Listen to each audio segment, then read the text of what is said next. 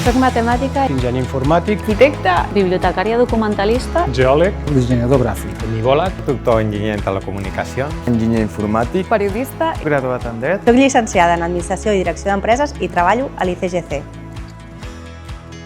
El bo, des del meu punt de vista, és que està format per molta gent de diferents àmbits, el qual ajuda a tenir una visió global i diferents punts de vista que crec que són molt enriquidors.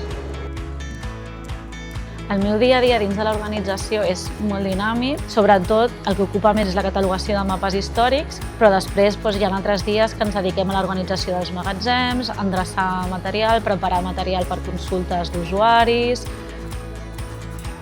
Quan estàs en una àrea econòmica, un dels objectius és facilitar informació transparent, fiable i real de l'institut. En funció d'aquesta informació que nosaltres facilitem, s'acaben prenent unes decisions.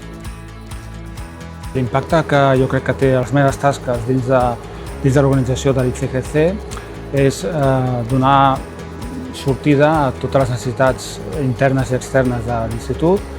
A partir dels treballs que rebem dels cartògrafs, nosaltres plasmar-ho en paper.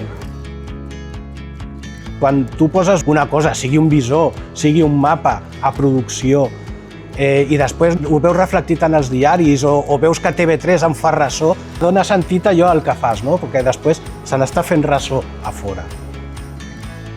Si hagués de recomanar a qualsevol persona que vingués a l'institut a treballar, sobretot en el que faria èmfasi és en la gran evolució que hi ha a nivell de tecnologies.